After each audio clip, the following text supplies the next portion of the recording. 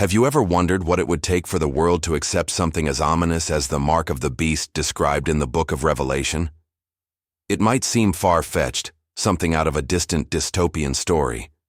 But what if the path to that reality is more subtle, more paved with good intentions than we can imagine? Today we're going to explore a hypothetical scenario, a thought experiment, on how global events could create a situation where accepting such a system doesn't just seem reasonable, but necessary for survival.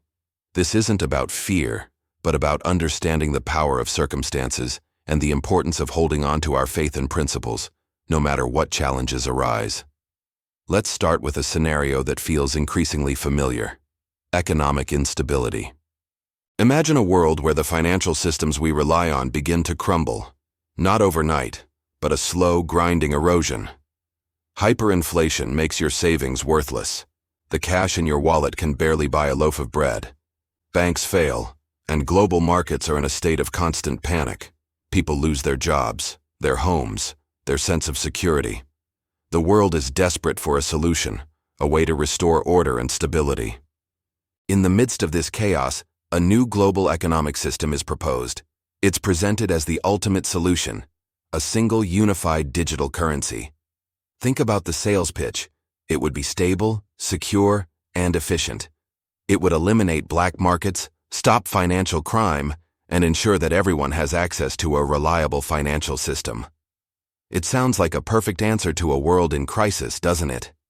This new system promises to end poverty and create a fair, transparent global economy. Leaders from around the world would champion it as humanity's greatest step toward unity and prosperity.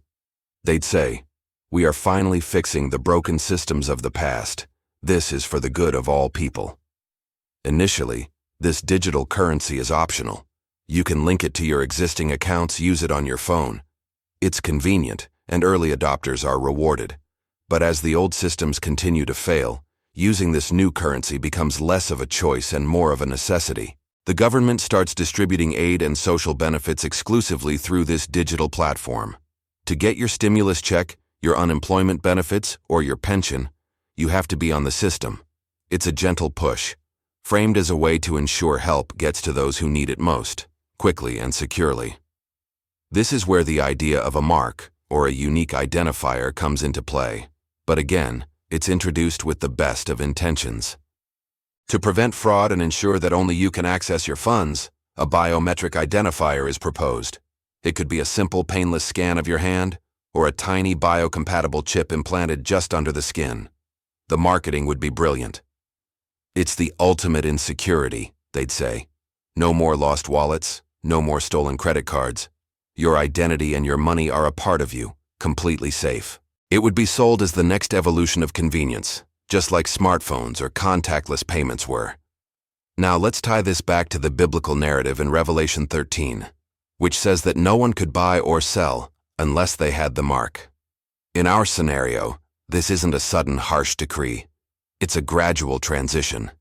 First, major corporations adopt the system. To shop at the largest grocery stores or online retailers, you need the digital currency accessed through your biometric ID. Then, smaller businesses are incentivized to join. The government might offer tax breaks or grants to businesses that go fully digital. Eventually, cash is phased out entirely, deemed inefficient and a tool for illicit activities. Suddenly, you find yourself at a crossroads. To buy food for your family, pay your rent, or fill up your car, you need to be part of this system. You need the mark. Without it, you are completely cut off from the economy. You can't work, you can't shop, you can't access medical care. You are an outcast. The system that was sold as a utopia has become a digital prison for those who refuse to comply. This leads us to the next powerful force: social pressure. Imagine a world where everyone around you has embraced this new system.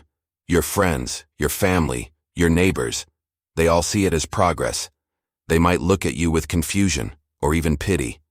"Why are you making things so difficult for yourself and your family?" they'd ask. "It's just a simple scan. It's for security. It's for the greater good." The media would portray those who refuse as paranoid, selfish, or even dangerous. They would be labeled as extremists who are standing in the way of progress and global unity. This pressure wouldn't just be social, it would become systemic. Those who hold out, who believe this system infringes on their faith or their personal freedom, would face increasing persecution. They might lose their jobs for not complying with workplace mandates. Their children might be excluded from schools. They would be seen as a threat to the stability that everyone else craves. The desire to fit in, to provide for one's family, and to avoid being an outcast is an incredibly powerful motivator. The choice wouldn't feel like a grand stand for faith, but a lonely, difficult decision that isolates you from everyone you love. This is the essence of the Great Trial, the Great Tribulation. It's not just about surviving physical hardship, but about withstanding immense psychological and spiritual pressure. The challenge is to hold on to your convictions when the entire world is telling you that you are wrong, that your faith is outdated, and that compliance is the only logical, loving, and responsible thing to do. The choice presented is not worship a false idol, but rather, join us in building a better world. It's a subtle but powerful deception. The Bible tells us that this period will be a time of unprecedented trial, but it also speaks of hope and perseverance. It encourages believers to have wisdom and endurance.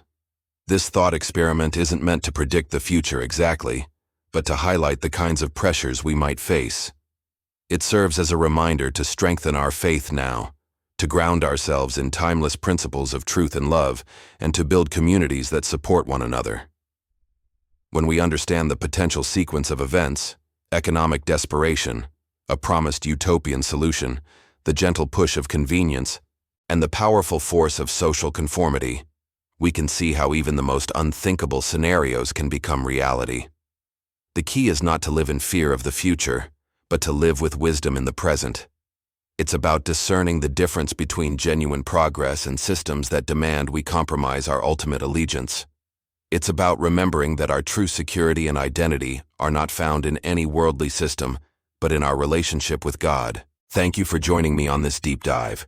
These are complex ideas, and it's important that we think about them with discernment and faith, not fear. If this discussion resonated with you, please like this video and share it with others who might find it valuable. And don't forget to subscribe for more content that explores faith in our modern world.